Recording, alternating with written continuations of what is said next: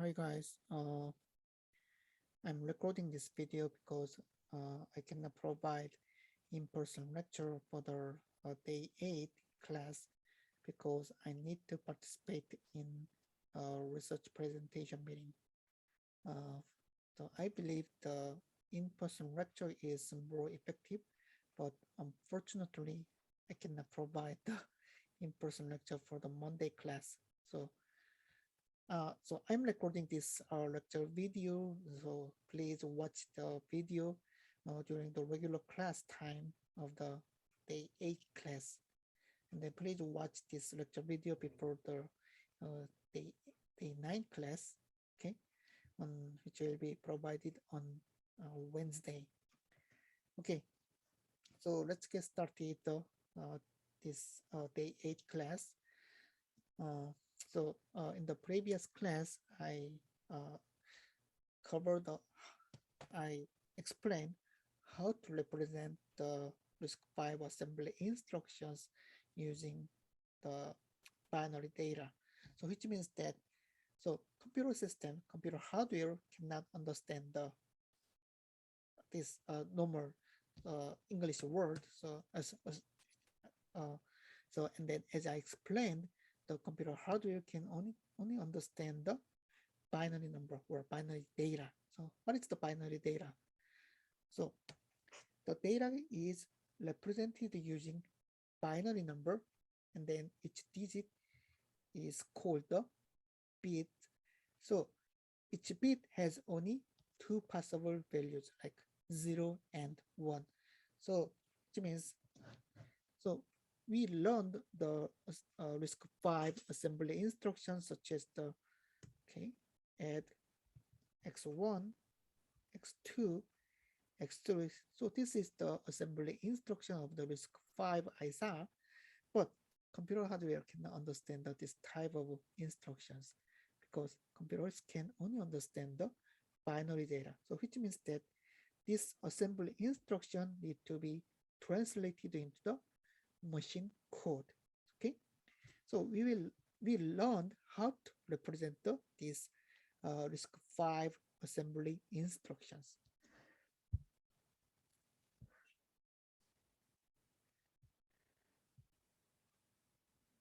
So the first we learned about the R type format instructions. And then this type of instruction is called the R format.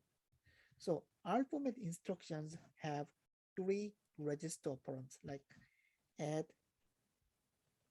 x1, x2, x3. So as you can see, this type of instruction has three register operands like this one destination register and two source registers like RS1 and RS2. So we need to represent this assembly instruction into machine code. So which means that which information is required. So and then as I explained that the register numbers, the number of destination register and then the numbers of source registers are required. Also, we need to represent the instruction, the kind of instruction like add. So we need to represent the this information and then this information, this information, and this information. So in order to access the register, the data in register file, then we need to specify register number like this one. So this is the register numbers. So, and then as I explained, the RISC-V has 32 general purpose registers. So which means that we, in order to represent each register number, we require 5 bits. So the 5 bits are assigned to the RD, and then another 5 bits are assigned to RS1, and then another 5 bits are assigned to RS2. And then we need to also represent the add. So that is the kind of instructions. So using the opcode field and then function 3 and then function 7 fields, then we can represent add. And then as I explained, in the RISC-V instructions, this opcode field represents some type of instructions. So which means that like the load type instructions or store type instructions, like also the R type instructions, and then I type instructions, and then and so on. So this different type of instructions can be specified using opcode field. So I also summarized this information on the some IV32I instruction, the XFI called the IV. I think the name of the XFI is the IV32I instruction format maybe. So opcode represent some type of instructions, and then there are several instructions in the same type of instructions. So for example, for the R-type instructions, then these R-type instructions include the add, sub, or some other logical instructions such as the or, exclusive or, and instructions. So these instructions are included in the R-type instructions. So we can specify the different instructions using function 3 and then function 7 fields. So please remember that. So if we just knows the type of instructions, and then if we know how these instructions are represented, so for example, represented using R type format or R format instructions, or I format instructions or S format instructions, then we can specify some which fields are used for representing the destination register numbers or source register numbers or opcode or some function 3 or function 7 fields. Okay.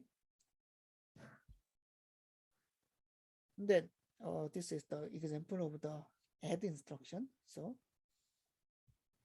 and then another different type of instruction is the I format instructions. So which means that, so this I format instruction includes the immediate data. So what is the immediate data? What is an immediate data?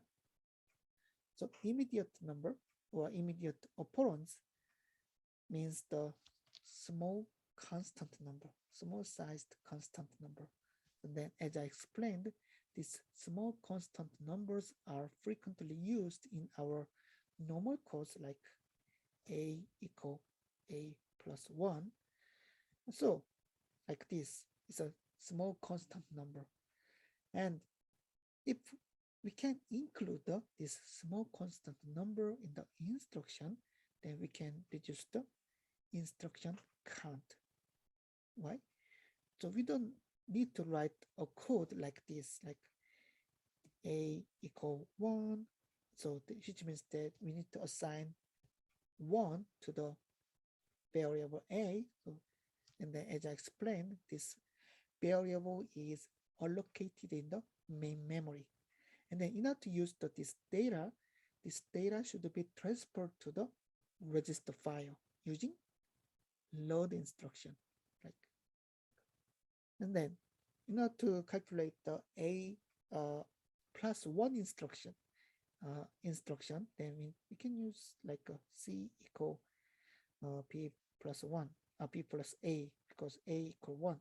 But instead of using write the code like this, then we frequently use the c equal p plus 1, like using the small constant number. So, and then if this small constant number can be included in the instruction, and then as I mentioned, we can reduce number of instructions. So which means we don't need to use load instruction in the previous example, right? So, and why is it important? So in chapter 1, we learned execution time is, so it's very important, instruction count multiplied by CPI multiplied by clock period. So in this equation, if we can reduce number of instructions, then we can reduce execution time, which means we can improve the performance of a computer system. Okay, that's why we use immediate operands in the RISC-V instructions. Okay, so and then in order to represent the immediate data, then this immediate data should be included in the machine code. So for example, add I, so I means the immediate instruction, right? And the x1, x2, and immediate number. So if you see that this instruction, then we can find that, so these immediate instructions have destination register like RD, and then one source registers and like RS1, and then immediate operand. So we need 5 bits for representing RD, so destination register number, and then also we need another 5 bits for representing RS1 here. And then we don't need to represent RS2 in the R format instructions. Instead, we need to represent the immediate operand. So in the I format instructions, immediate operands occupy 12 bits. Okay, so if we just compare with the R format instructions, we can know that function 7 field here and then RS2 fields are used for representing immediate operand of I format instruction, right? Okay, so we can use the 12-bit for representing immediate operand. And then you need to remember that immediate operand is the signed number, so which means MSB of this immediate field is the signed bit. Okay, because the immediate number is the signed number. Then we use the 2's complement number for representing signed number. Okay, and then another different type of immediate instruction is the S format instruction.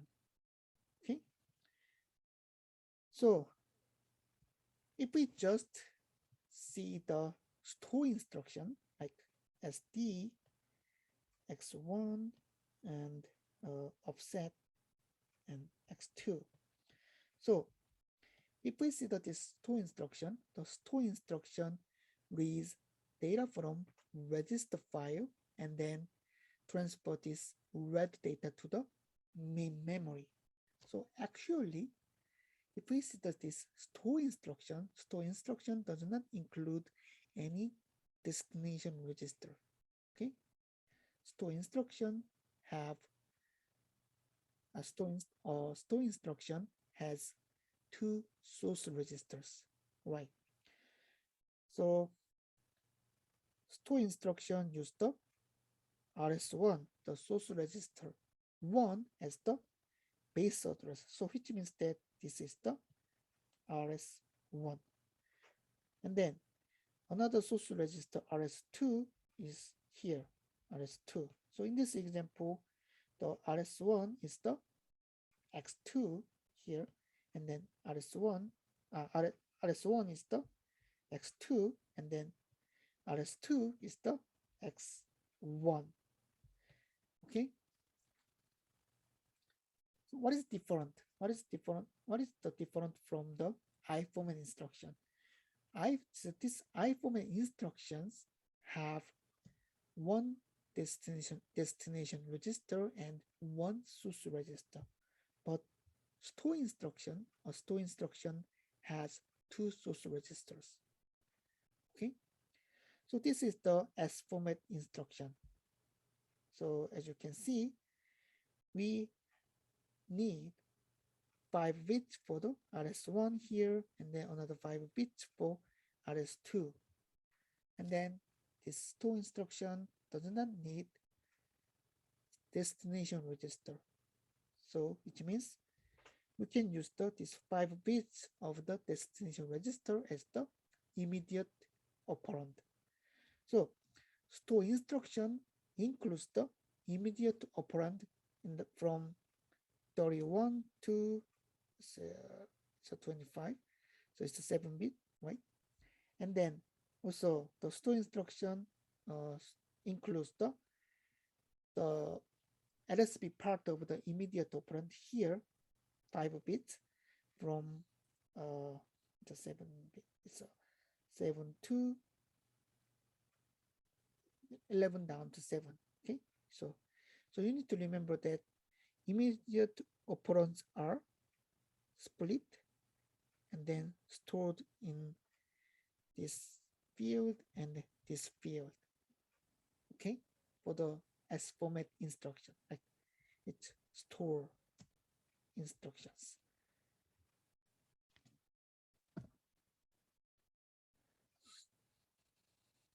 Okay, this is the S format instructions. And then, as I explained, I also explained about the stored program computers. So which means that if you see these instructions like here, so instructions of RISC-V ISAT, so actually any instructions of any ISAs can be represented using binary data. So which means, so if we just see this binary data, then we cannot distinguish it. We cannot distinguish instructions and normal data, which means that so we can represent the instructions using binary data. So we can represent the normal binary data using the binary number. So the stored program computers instructions. So instructions are also stored in the main memory here. And then, so when we execute a binary file, so this is the execution file, then the instructions and the data in this binary file is loaded to the main memory. So if you see that some normal file is a binary file, then this is just a bunch of data. So this binary data is stored in our storage device, such as SSD or hard disk drives. And then if this binary file is executed, then the instructions is also data. Instructions and data in this binary file is loaded to the main memory. Then the processor accesses the instructions in the main memory, and then these instructions are transferred to the processor, and then processor read the instructions from instructions, and then processor execute the instructions in this binary file. Okay, and then as I mentioned, in order to access these instructions in main memory, then we need to know the address. addresses. So you need to remember that in order to access the data in memory, then we can access this data using pointing addresses, right? Okay, and then it's also same to the instructions. So and then I also explained that we cannot distinguish instructions and normal data in main memory. So in order to access the instructions, then we can access these instructions using addresses, and then these addresses, so addresses for instructions are called program counters, and then these program counters are called PC, so program counters. So with the PC, then we can access instructions. So, and then as I explained, the PC is stored in the special purpose register in the RISC-V processor, and then so it's a PC register. And then using this PC register, then we can access instructions. Okay.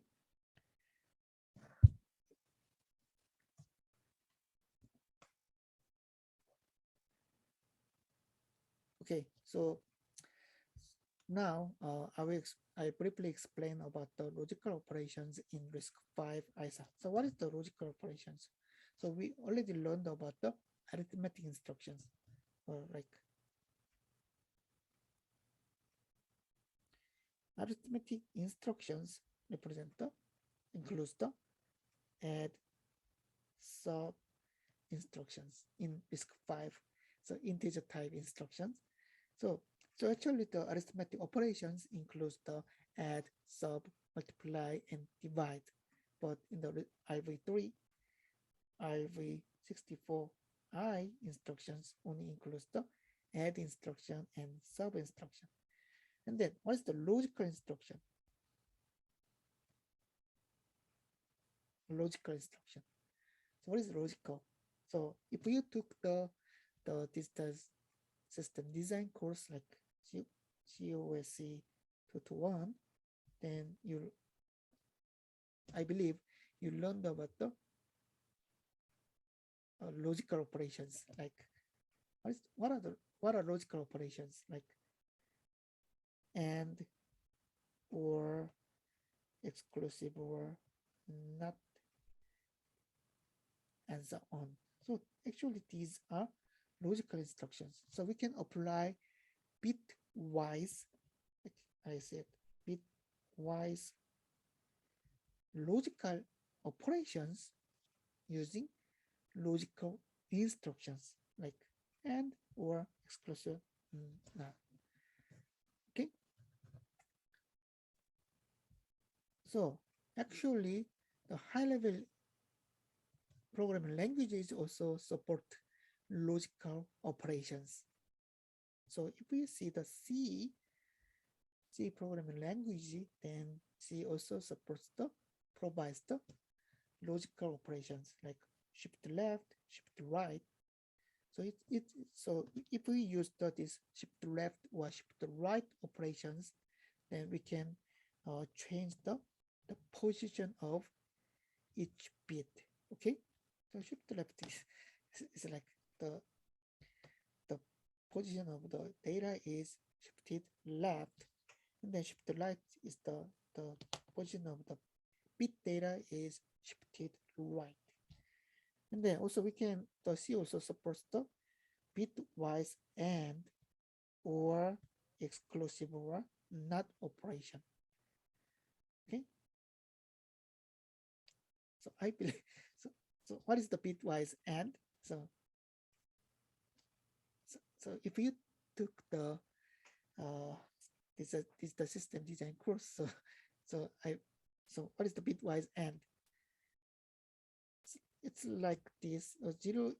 So the two operands A and B, and this is the output of the A and B. So 0, 0 is 0, 0 1 0 1 0 0 and 1 1 1. So this is the AND operation. And then bitwise means that this AND operation is applied to each bit. Okay. So C also supports these instructions.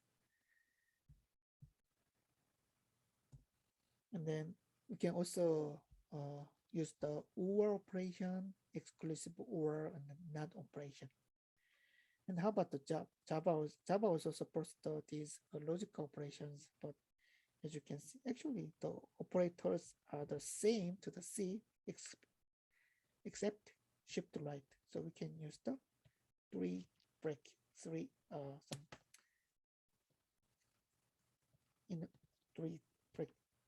design for Java shift right operation. So because the high-level programming languages supports the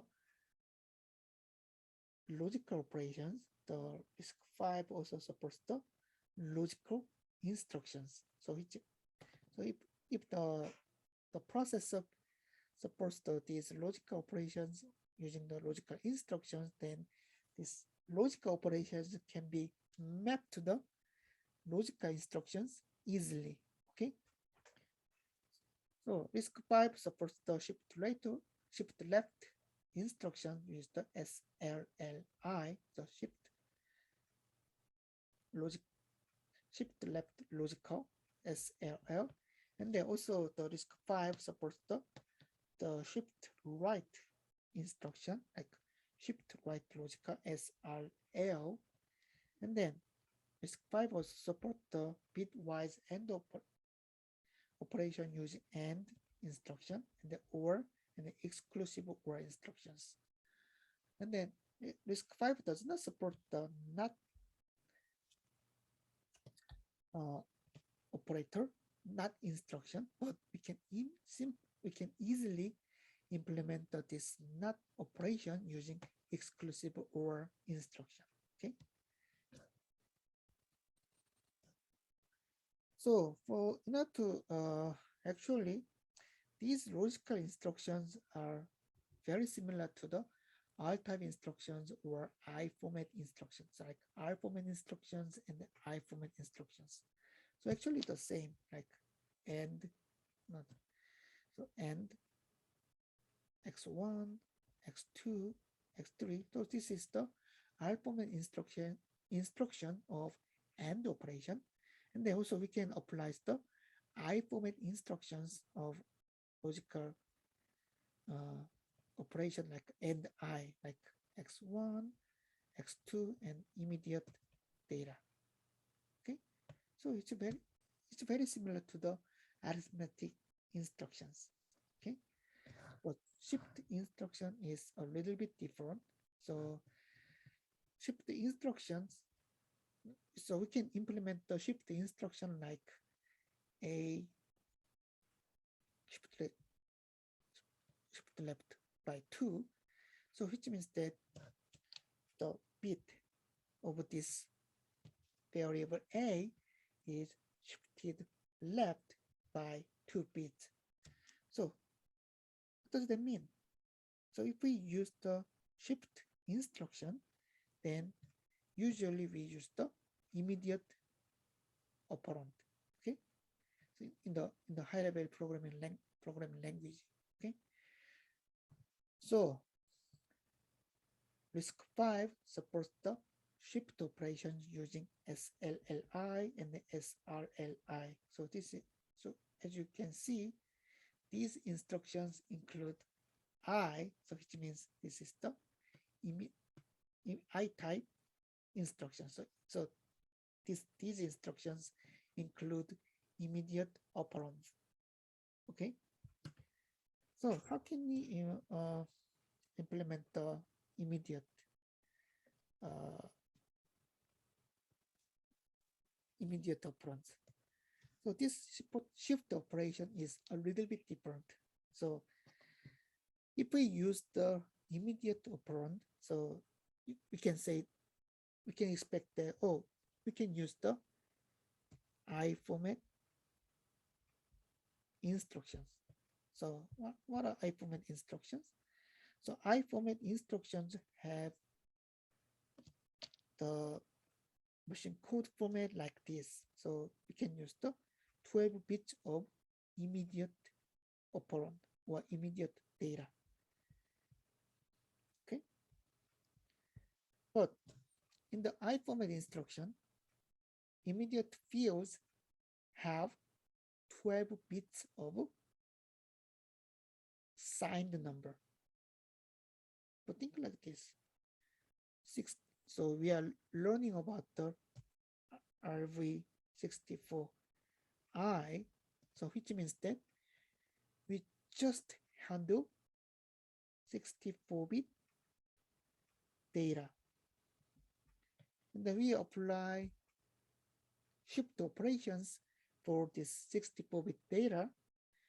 So we just require 6 bits of immediate number, right? Also, we just use the unsigned number for this immediate operand. So we can use the shift left operation like this, but we do not write shift operation like this. Okay. So we just, for the shift operations, the immediate number, just use the unsigned number. And then, we just handle the 64-bit data, so which means that it is immediate operand, so we just require the 6 bit of immediate operand. Why? Because we just handle the 64-bit data. So this immediate, so this number cannot exceed the 64.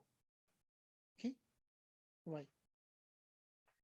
So shift operations just use the immediate data for the 6-bit, but in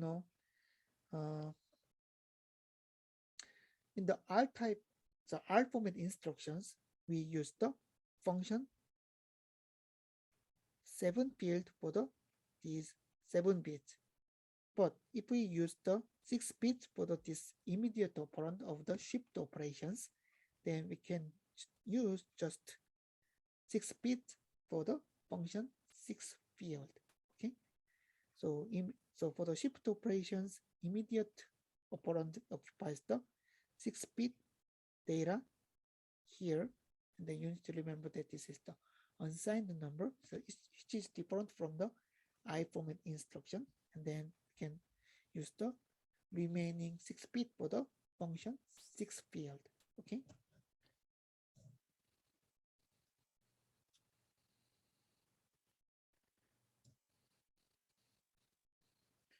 And then what is the shift left logical instruction? And then it's, if we use the shift left logical instructions, then each bit is shifted left by this immediate number, and then we fill the 0 for the MSB of the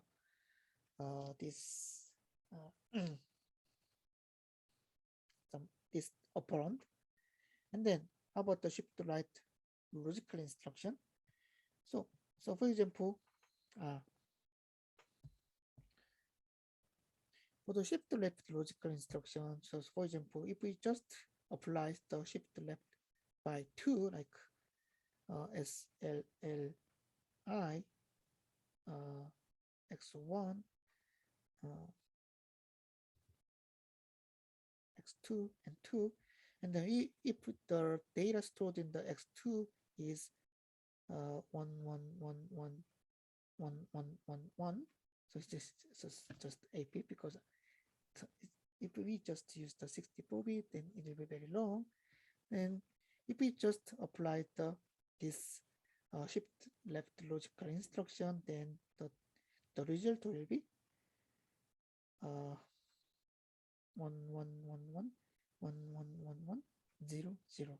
Okay, so each bit is shifted left by 2, and then we just include the 0 bits in the LSBs.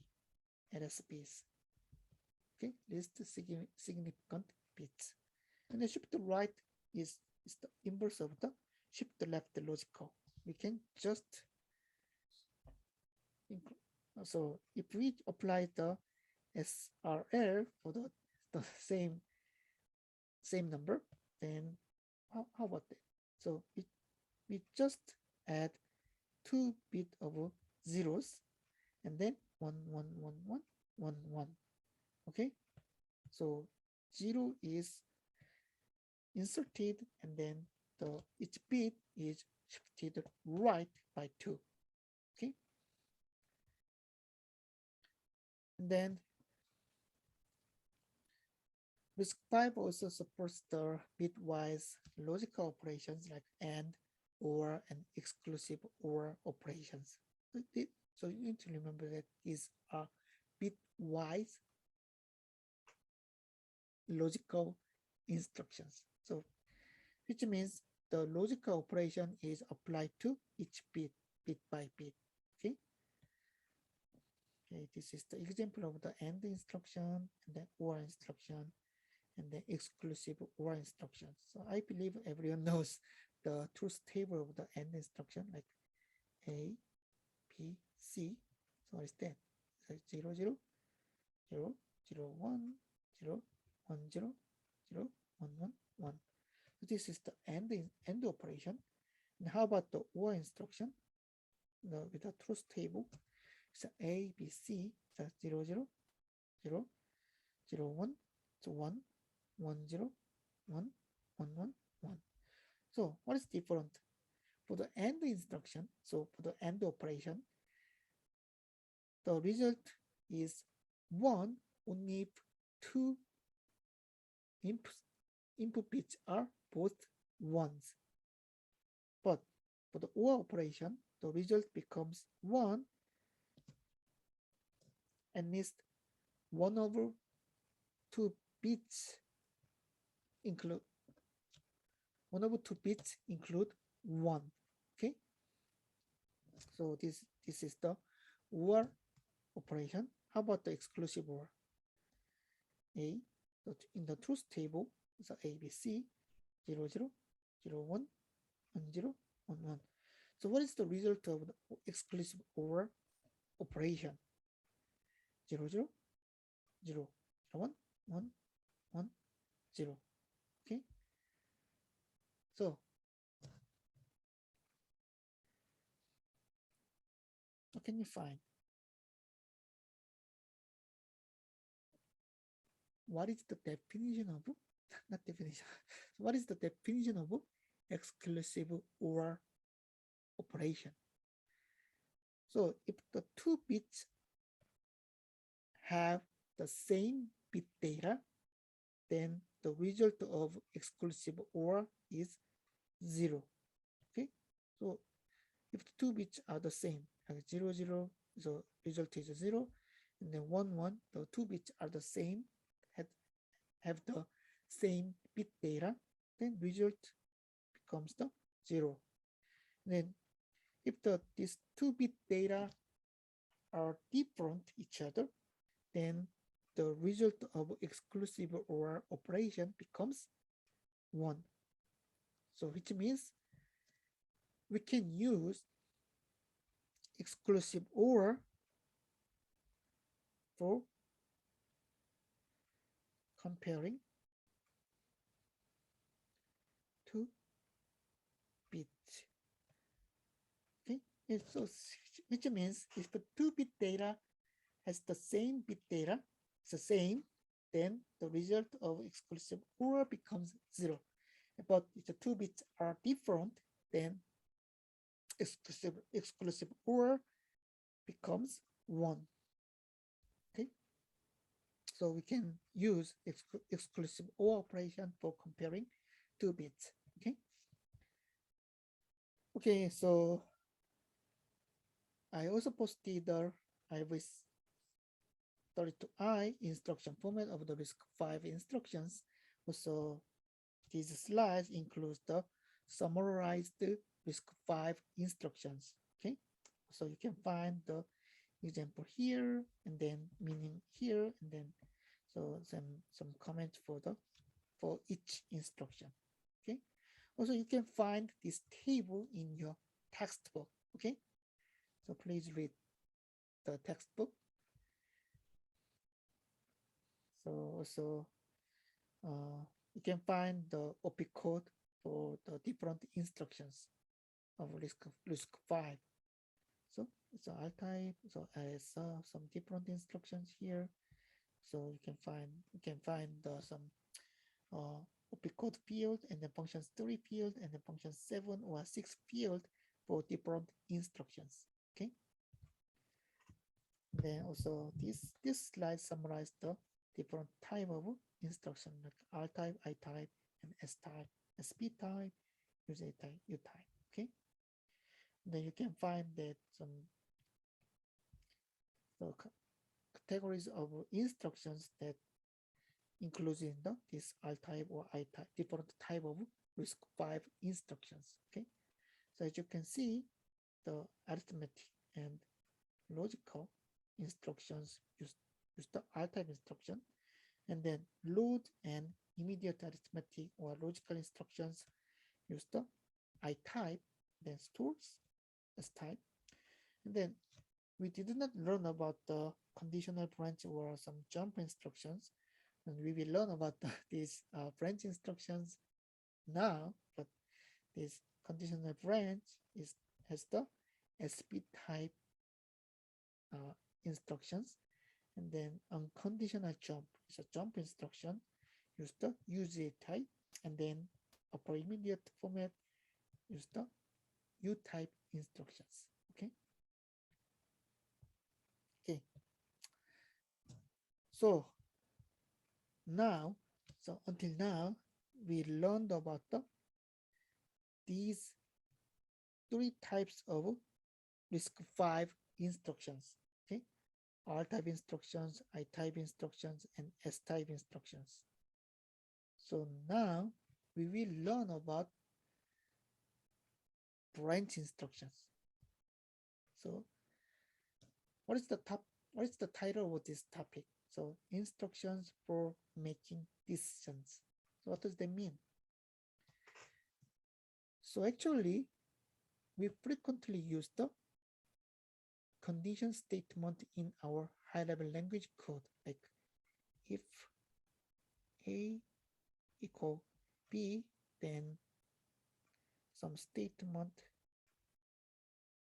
for true, and then else, and then some statement for false. So actually, in our high-level language code, we frequently use this type of statement. Like if the condition is true, then this statement 1 is executed, and if the condition is false, then another different statement, like statement 2, is executed. So what does that mean? So based on this condition, so in this example, we just compare the A and B, the data in variables A and B. So based on this condition, then the different instruction or different statement can be executed. And we frequently use this type of instructions or statement. So condition is checked, and then based on the result of this condition check, so different instructions are executed. Actually, this statement, in order to support these statement, the instructions like ISA also supports the branch instructions. or jump instruction. But so if you see this example, so you can find, oh, this is the conditions. Then based on the condition, so different instructions are executed. So actually, in order to support this conditional statement, then the RISC-V supports the branch instructions. So why does it called a branch instruction? So if we just use a flow diagram, like, so this is flow diagram. Okay, so and then A equal B is tested.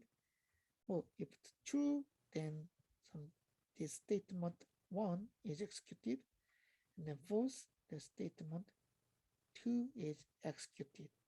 So it looks like a branch like this one. So that's why these type of instructions are called branch instructions. Okay, so in order to support the conditional statement, then RISC-V also supports branch instructions. Okay, so these are the example of conditional branch instructions. Okay, so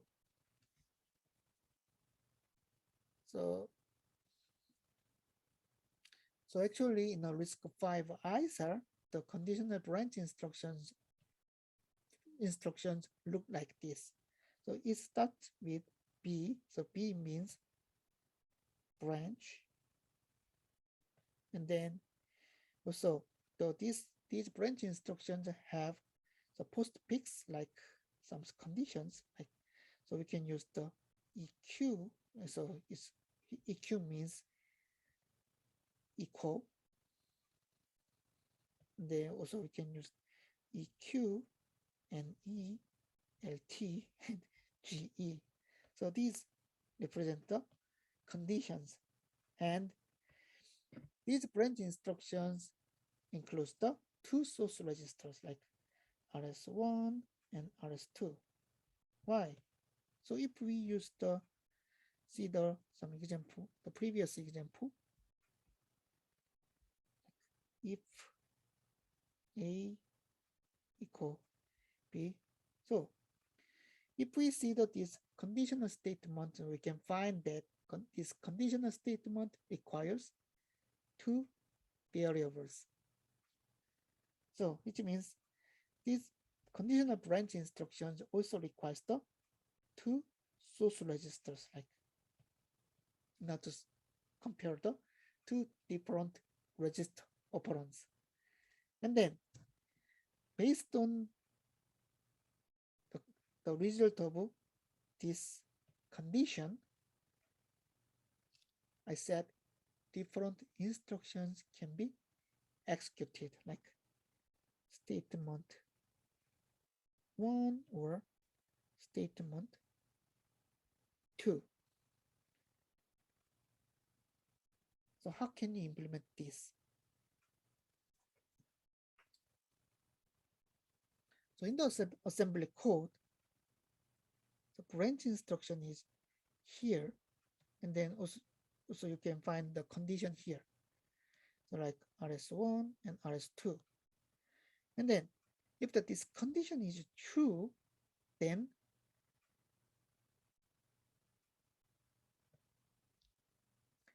different instructions are executed based on this condition, which means, state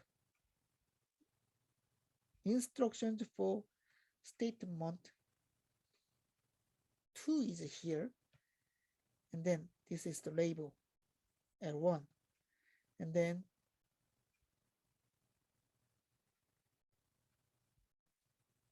statement instructions for statement 1 is here, so it is pointed by this label. And then these branch instructions have target. So target represents the label in this assembly code. So if the branch condition is true, then program jumps to the target. So the target pointed by this label. Okay. So definition of this branch instruction. BQ represented read data from two source registers like RS1 and RS2, and then the processor compares the data in RS1 and RS2, and then if this condition is true, like equals this RS1 equals to data in RS2, then jump to L1. So that is the target of a branch. And then actually, this conditional branch format is the same for different type of branch instructions. So only this part is different. So what is the BNE? NE represent the not equal. Okay, and then as I mentioned, EQ represent the equal. So which means that in this BQ, the equality is checked, and then if we use the BNE, then non-equality is checked. So if this value data in RS1 is different from data in RS2, then the condition becomes true. Okay, and then if the condition is true, then we jump to L1. Okay, so what does that mean? I said jump. What does that mean? So in order to understand some target of the branch instruction, then you need to understand the program counters in the assembly code. Okay, or these instructions.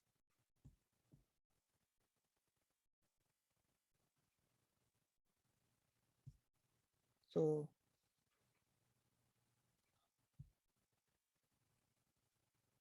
like add, sub, and or instructions. So these are some example of instructions, example of RISC-V instructions. So the processor execute this add instruction. Then what is the next instruction? So I explained that what is the program or thread.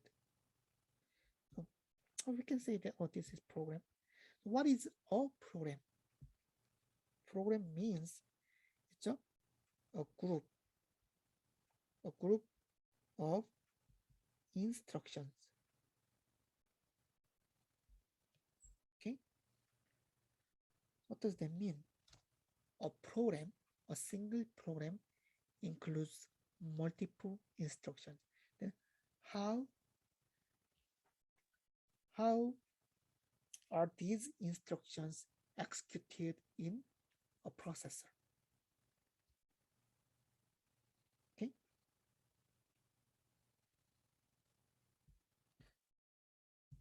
so I explained that instructions are executed from top to bottom. What does that mean actually? So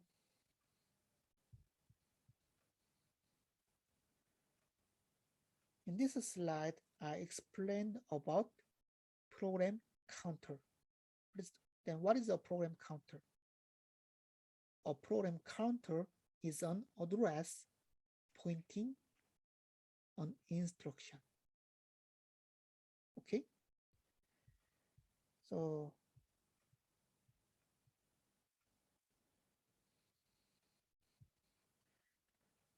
actually I said the instructions are data. So it is very similar to the data in main memory. And in order to access these instructions, then we need to know the addresses for instructions. And then these addresses for instructions are called program counter. Okay. So let us assume that this address for this add instruction is 0x00, and the address for this sub instruction is 0x actually 04, then 0x08, and also 0x0c. So you can find that the difference between the add and sub instruction, these are adjacent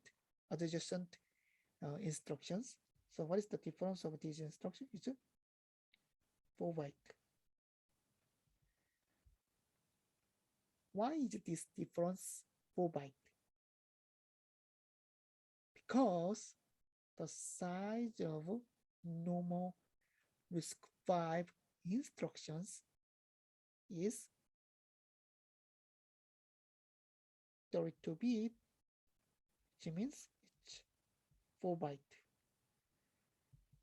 Okay, and then the computer system, the address of the main memory is the byte address, so which means that address number 1 represents the 1 byte. Okay, that means the address 1 allocates the 1 byte of data. Okay, and then a single instruction occupy 32 bits, so which means 4 byte. So that means if the add is stored in a certain space of the main memory, the next instruction will be another 4 byte start from the address of the former instruction plus 4. Okay, because the size of a single instruction is 4 byte. Understand? So you need to understand this. Okay. So after this add instruction is executed, so when the add instruction is executed, then the current piece is the 0x00. After that, a processor needs to execute the next instruction from top to bottom. Then how can you access the next instruction? What is the next instruction? The next instruction is the sub instruction. Then what is the address? So what is the address of the next instruction? Just is 0x04. So what does that mean? In order to access the next instruction, then the processor changed the program counter value to the 0x04. So if the PC becomes the 0x04, so which means that the processor is pointing the next instruction, is a sub instruction, and then sub instruction is executed. After sub instruction is executed, then the PC is changed to the 0x08. Is the PC of the next instruction, end instruction. Then the end instruction is executed. So what does that mean? By changing the PC value, then a processor changed the address for the instruction, and then based on this address of the instruction, then the processor fetch the instruction from the memory, and then this instruction is executed. Okay. So why did I explain? Not to explain the target of branch instructions. So this is the example of a branch instruction, and then based on the condition of a branch, the based on the result of branch conditions, then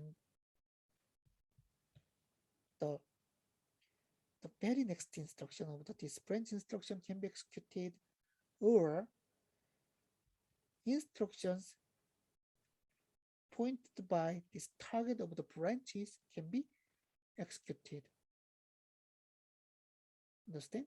Then how can we specify the next instruction of branch instructions?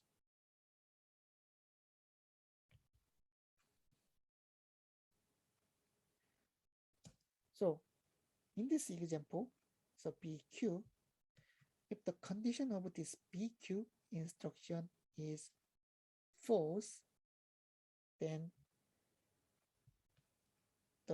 this branch instruction does not jump to target. Okay, so then which means the very next instruction, like if the PC is pointing the current branch instruction, then PC plus 4, that is the next of the branch instruction. The very next instruction is executed. The very next instruction is executed if the condition of a branch instruction is false. Okay, but if the condition of a branch instruction is true, then we need to jump to the target of the branch. What does that mean? This L1 has the PC value of the statement 1. So jump to target L1 means the PC is changed to the PC of the first instruction of statement 1. Okay, so the first instruction in statement 1. So if the branch is true, then the PC is changed to the target of a branch instruction. Okay, so you need to remember this. So this is an example. So this example shows that, so if the branch, so we just test the data in two variables I and j, and then based on the condition of this if statement, then the different statements are executed. So we can just add the two variables g and h, also, or we can perform the sub instruction for two variables g and h. Okay, as. So how can we implement this? So we assume that I is in x22 and j is in x23, and then g is in x19, and then no, g is in x20, and then h is in x21, and the f is in x19. Okay, so this condition statement check the data in two variables I and j. I is in x22 and j is in x23. So which means we just compare the x22 and x23. And then, so in this example, we just compare the two variables, and if the two variables are the same, then this statement is executed. Now how can we implement this? So we just compare the x22 and x23, and then if this value is not equal, then we just perform the g minus h. So in this example, you can find the s here. that is the target of the branch instruction. So and then the branch instruction is a B and E. So we just compare the X20 to X23, and then if the data in these two registers are not equal, then the program jumps to else. What does that mean? If equal means the condition of B and E is true. Why? Equal, so NE means not equal. So if the condition is, oh no, it's false. Sorry. So equal means that the condition of B and E is false. Okay, so that is equal. So if the two variables are equal, then G plus H is executed. So this is the add instruction. Okay, so condition of B and E is false. So because it's false, very next instruction is executed. Okay, if I equal say, and then not equal.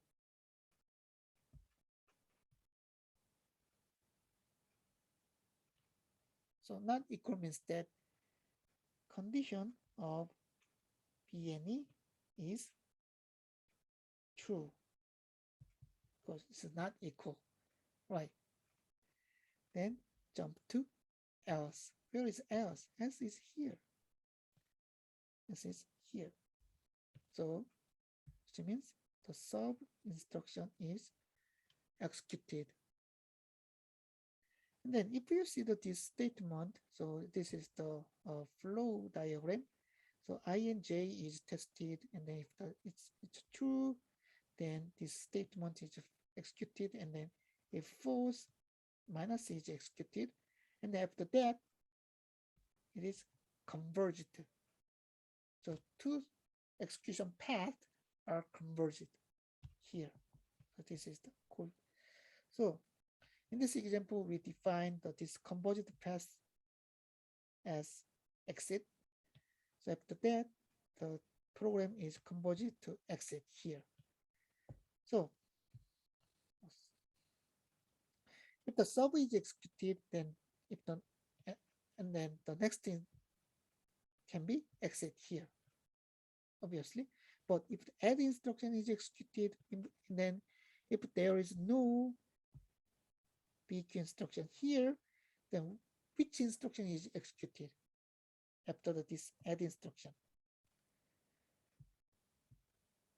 So I explained that the instructions are executed from top to bottom. So it means if there is no branch instruction here, then the sub instruction will be executed. So this is wrong. This is incorrect. So what do we need?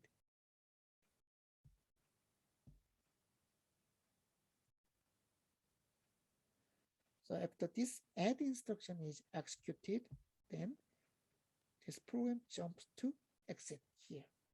So we can find the BQ here, but we can find that the BQ is just compared to X0. So which means it's a 0, which is also 0. So it's obviously true. So it always jumps to exit. So after add instruction is executed, then the next BQ is executed, and then it jumps to exit. So this flow diagram is implemented. Okay, so try to understand this code. So actually, this is very important. The branch instructions are very important in the assembly instructions. They also it's very important for the uh, performance of programs. Okay, it's very important. It's very critical. Okay, so another example is the loop statement. So what are loop statement? What are loop statements? So we frequently use the for loop, like for I equals 0, I is less than n, and I plus plus. What does that mean? This is the for loop. So firstly, the initial value of I is 0, then I, and then we just test the value of I with some another value n. And then if this value is less than n, so I is incremented, and then some statement in this for loop is executed. This is the definition of iteration loop. Also example of iteration loop. So this is another example. So we use the while statement in a C program. So when this while statement tests the values in save I, and then this value is compared with the K. Okay, and then if this statement is true, then this condition is true, and then this statement I equal I plus 1 is executed. So in this example, so we need to compare the save I and K, so another value. So in this example, we assume that I in x22, K in x24, and then base address. The base address is stored in x25. So this is the compiled RISC-V code. Okay. So how can we understand that this compiled RISC-V code? Okay. So I is here. What does that mean, this code? So if we rewrite the this code, this means that so I is in x22, so which means I left shift left by 3. What does that mean? This is actually I multiplied by 8 because it's the binary number. Okay, and then add. So what does that mean? X10 is actually I multiplied by 8. Okay, so which means the base address of save array plus I multiply 8.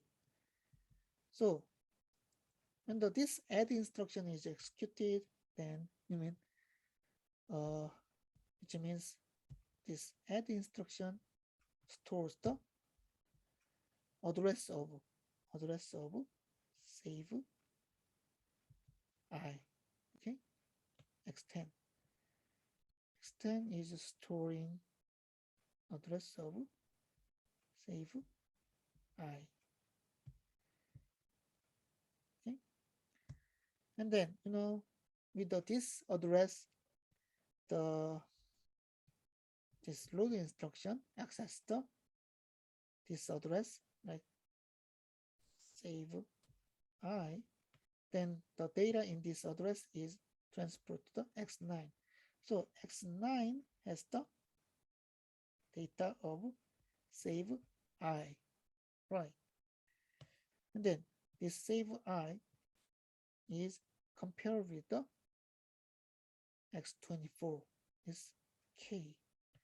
So we use the BNE. What does that mean? It's not equal is checked. So if save I is not equal to K, then jump to exit. Okay, so what does that mean? So this condition is not true this statement is not executed. What does that mean? We just skip this part, right? So just jump to exit here. So this statement is not executed, but this condition is true, then actually the BNE is false, right? So which means very next instruction. What is the next instruction? This instruction is executed. And what is the definition of while instruction? So if this condition is true, this statement is executed, and then it jumps to the first instruction of this while instruction. Actually, this condition is retested. So if this condition is true, then we need to execute retest this condition. And so in order to compare the save I with some k again, then these instructions should be re-executed for the different I, right? So we also use the jump instruction here, like BQ, X0, X0. So it's actually similar to the unconditional jump because this is already true. So it goes to the loop. Okay. So try to understand this compiled RISC-V instructions. Then also, I will explain about the basic blocks. So actually this basic blocks are actually very important concept in our computer codes, because the size of the basic blocks, size of a basic block influence the performance of our applications.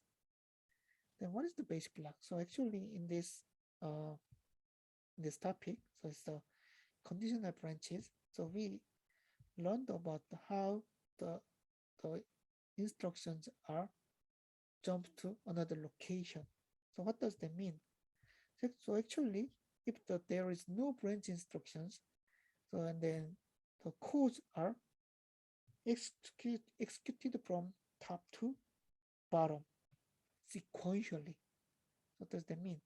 If this instruction is executed, the very first instruction is executed, then the very next instruction, like if this value is, the PC value is A, then A plus 4. The next PC value becomes A plus 4, and then the very next instruction is executed.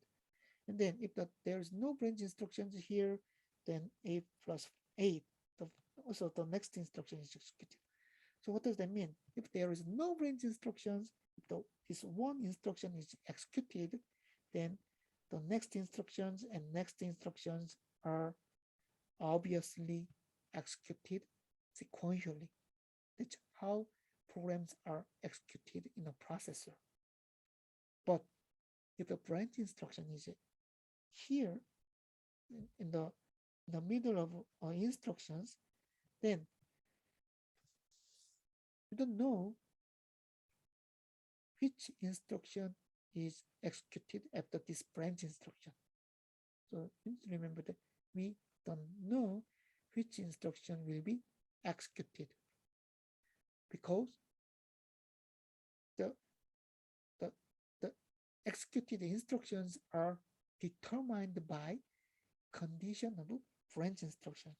So then I already explained that this is the condition of a branch, and then this is the target of the branch. And if the target condition is true, then it jumps to the target of the branch instruction. But if the condition is false, then the very next instruction is executed. So what does that mean? If there is a branch instruction, we don't know the future instructions, right? So this sequential flow execution flow is broken by branch instruction. Then what is the basic block? So basic block means that the definition of a basic block means that if a certain instruction in a basic block is executed, then the very next instructions, the next instructions are executed. So which means that if a certain instruction is executed in a basic block, then we can know which instruction will be executed next. Okay, so inside of a basic block, these instructions are executed sequentially from top to bottom. Okay, until a processor encounters branch instructions. Okay, so in a basic blocks, instructions are executed sequentially from top to bottom. So this is the definition of a basic block. So basic block is a sequence of instructions with no branches except at the end. So branches can be here, but after this branch instruction, we don't know which instruction will be executed next, right? So in a basic block, the branch instruction should be located at the end of the basic block. So this is the last instruction of the basic block, okay?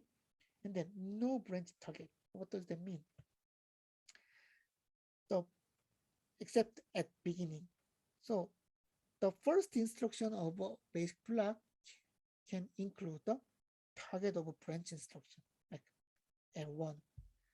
But if this very first instruction is executed, then we can know that next instruction will be executed until this last instruction of a basic block, until a processor encounters branch instruction. Okay, so which means if that is, so you need to remember that this definition of a basic block. So no embedded branch except at in end, and then no branch targets except at beginning. Okay, right? So actually in chapter 4, we will learn about the process architecture, and then you can know you can find that the performance of a processor is influenced by conditional branch instructions.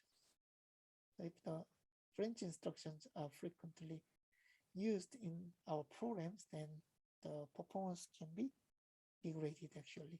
Okay, but so in today's lecture, please remember the definition of a basic block. Okay, this is very important.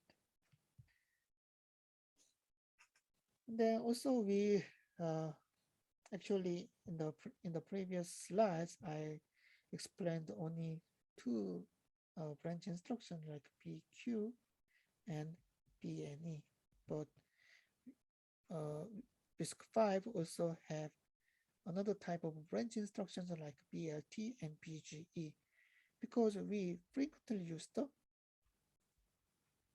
this operation. Okay, so we can use the equal operations or not equal operation in a C, but we frequently use the less than or greater than operation in our if statement or some conditions. Okay, so BLT means the LT means the less.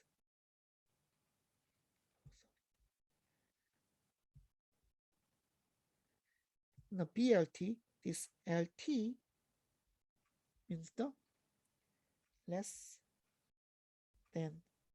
What does it mean? This is operation.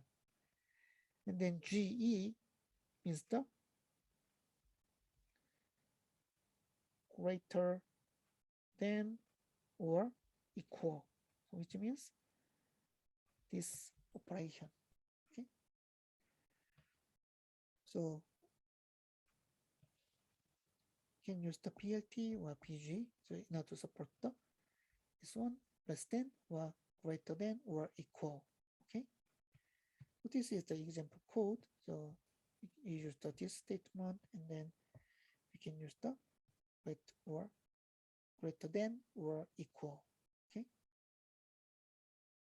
so if we just either PEQ is equal, P and E is not equal, then PLT is less, then PGE is this operation. So RISC-V supports these 4 different types of branch instructions. Okay, and then actually if we use the BQ or BNE, we just compare the equality of 2 different data. But if we just compare the magnitude of the 2 different data, then we need to consider the sign of 2 different data, right? So negative is always less than positive number, right?